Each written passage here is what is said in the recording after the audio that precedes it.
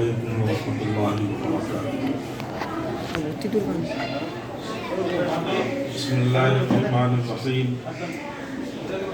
حامدا ومصليا.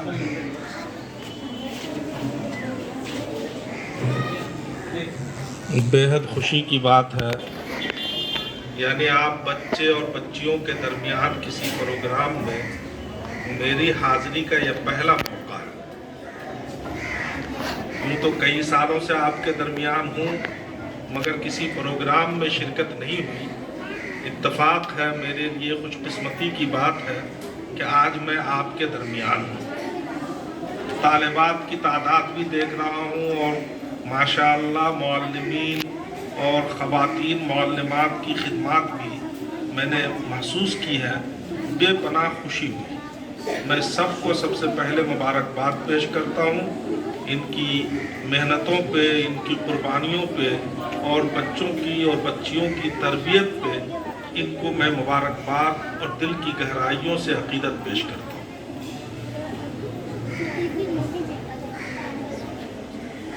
आप ख़्वाह वो बच्चियाँ हों या बच्चे हों, ख़वातीन हो या हज़रात हों, उन सब के लिए मैं दो चार बातें गलत फहमियों को दूर करने के लिए पेश करूँगा। सबसे पहली गलत फहमी तो यह है कि ये 75वां यौम आज़ादी नहीं है। आज तो 17 अगस्त है, लेकिन 15 अगस्त का दिन 75वीं यौम आज़ादी नहीं है, बल्कि 76वीं यौम आज़ादी। हाँ, आज से पहले 75 साल गुजर चुके हैं, लेकिन ये 15 अगस्त 2022 का सन, इस सन में 76वीं आज़ादी का जश्न है, 75वीं आज़ादी का जश्न नहीं है। 75 साल गुजर चुके हैं, ये 76वां साल। इसलिए हम अपने छोटे बच्चों और बच्चियों का ज़हन साफ करना चाहते हैं। जाहिर है बच्चियां या बच्चे वो तो एक सादा तख्ती है, उनको जो नक्श किया जाएगा वही नक्श रहेगा। इसलिए ऐ मेरी ख़वातीन, बच्चियों और बहनों, आप तारीख़ याद रखिए।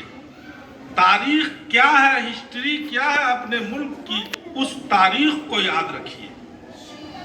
यूं तो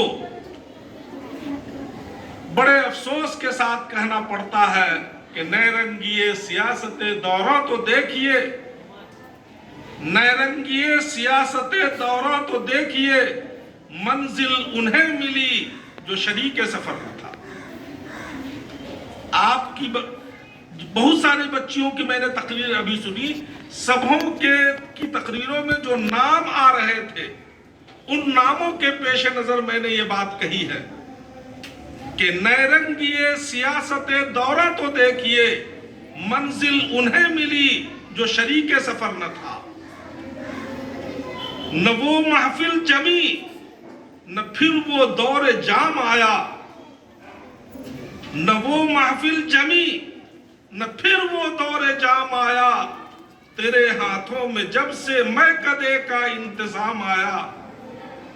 अलग बैठे हैं जो आदाब मैनोशी से वाकिफ है, अलग बैठे हैं जो आदाब मैनोशी से वाकिफ है। जिन्हें पीना नहीं आता उन्हीं के हाथ जाम आया। आप इसका मतलब यूं समझें कि हिंदुस्तान की आजादी की तारीख 150 साल की नहीं, और अंग्रेजों की गुलामी का जमाना 150 साल का नहीं है। हमारी बच्चियों ने, बहुत सारी बच्चियों ने कहा है कि अंग्रेजों की गुलामी में हमारा मुल्क 150 साल तक था। ये गलत तारीख है। असल तारीख आपको जानने की जरूरत है। आप हमारी कौम की वो पौध है जिस पौध की गोद में न जाने कैसे कैसे जियाले पैदा होंगे, न जाने कैसे वीर और बहादुर और शुजा और बातिब के سے مقابلہ کرنے والے پیدا ہوں گے. اس لیے آپ کو تاریخ جاننی ہوگی, آپ کو اپنے ملک کی ہسٹری پہچاننی ہوگی کہ ہم نے اس ملک کے لیے کیا کیا قربانیاں دی. یہ بات میں ابھی رہنے دیتا ہوں, ذرا ایک بات یاد آ گئی ہے وہ بتا دیتا ہوں تاکہ آپ کے علم میں اضافہ ہو. خواتین کا مجموعہ ہے اس لیے بول دے رہا ہوں.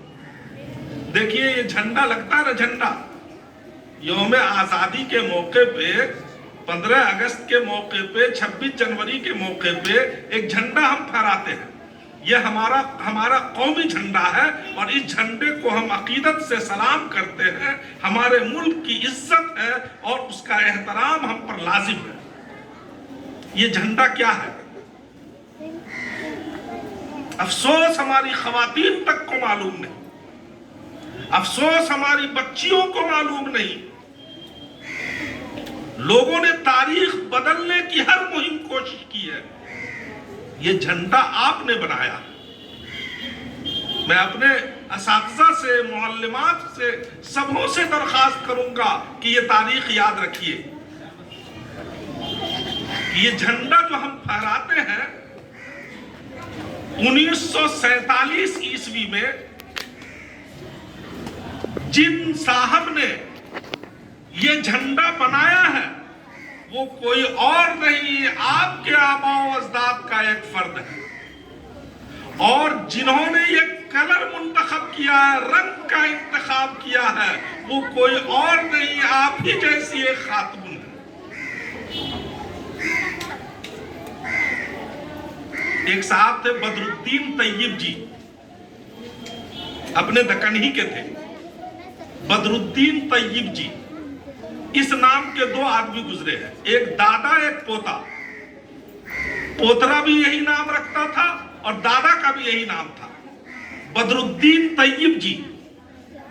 یہ وہ شخص ہے, پہلا دادا کانگریس کے صدر بھی رہ چکے ہیں یہ, اور یہی وہ پہلے شخص ہے جو اپنے انڈیا میں انگریزوں کے دور میں سب سے پہلا جج اگر کوئی مسلمان قوم میں پیدا ہوا تو وہ یہی بدر الدین طیب جی تھے. اس بدر الدین طیب کے پوترے وہ بھی اسی نام سے موصوف تھے, البتہ تاریخ میں ان کو صرف طیب جی کہا جاتا ہے. طیب جی 1947 میں انڈیا کی دستور ساز اسمبلی کے ڈپٹی سیکریٹری تھے. طیب جی انڈیا کی دستور ساز اسمبلی کے ڈپٹی سیکریٹری تھے, اور انہی کی بیوی کا نام ہے سریا بیگم. یاد رکھیے تاریخ کو, اس قوم نے ہماری تاریخ مٹا ڈالی ہے. لندن کے میوزیم میں اور وہاں کی تاریخوں میں آج بھی ان ناموں کی صراحت موجود ہے کہ سریا بیگم وہ پہلی عورت ہے جس نے اس رنگ کا انتخاب کیا کہ اوپر میں زعفرانی رنگ, بیچ میں سفید رنگ, نیچے ہرا رنگ. یہ انتخاب کس کا ہے؟ ایک خاتون کا ہے. اور وہ خاتون کون ہے؟ ہماری خاتون, نام سریا بیگم, اور ان کے شوہر کا نام ہے طیب جی.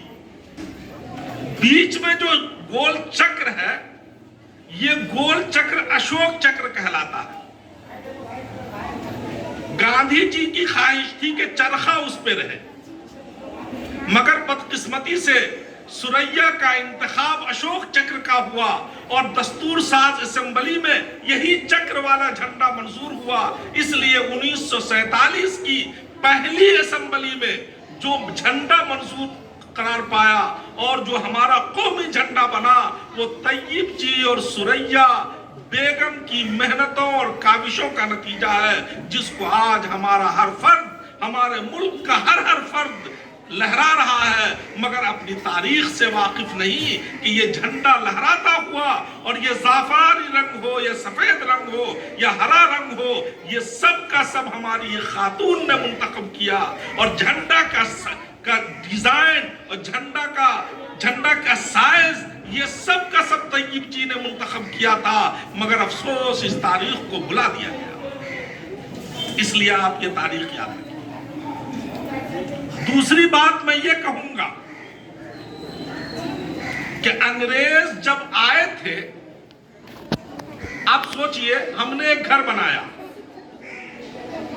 اس گھر پہ ہم قابض ہیں، رہ رہے ہیں، ایک دوسرا دشمن آتا ہے اور اس گھر پہ قبضہ کرنا چاہتا ہے، ظاہر ہم یوں ہی تو قبضہ کرنے نہیں دیں گے، اس لیے ہم لڑائی لڑیں گے، اگر جیت گئے بہت اچھی بات، ہار گئے تو ہمارا گھر اس کے قبضے میں چلا جائے گا۔ ٹھیک یہی کیفیت ہمارے ملک کی ہوئی ہے۔ ہمارے ملک میں 1193 عیسوی سے 1193 عیسوی سے مسلمانوں کی حکومت ہے۔ تاریخ یاد رکھیں، ہماری قوم کو یہ الزام دیا جاتا ہے یہ بابر کی اولاد ہے، ہرگز نہیں، ہرگز نہیں۔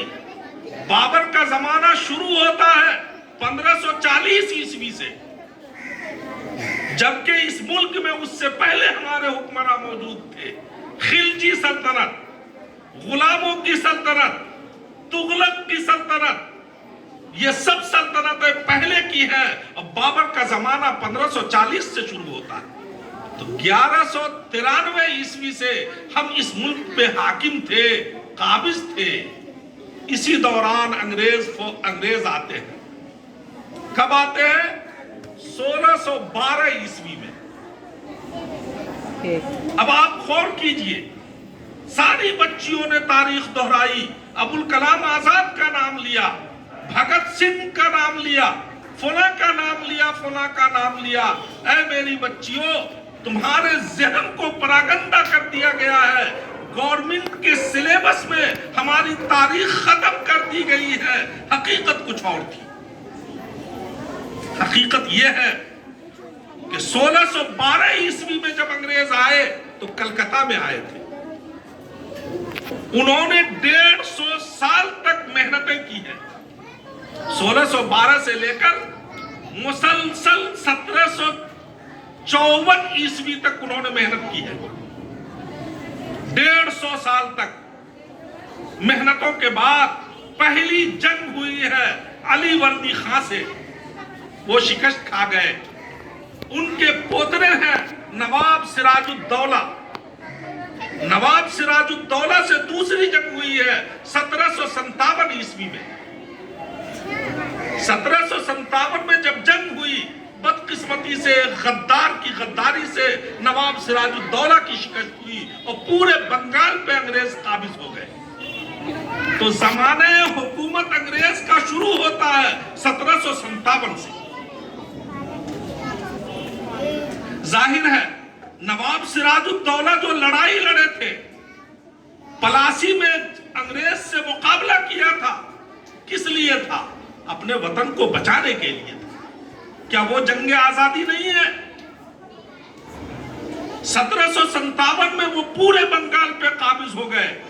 اس زمانے میں بنگال اور بنگلہ دیش سب کا سب بنگال تھا، ایک بڑے ایریا پہ ان کی حکومت ہو گئی۔ پھر زمانہ آتا ہے 1764 کا۔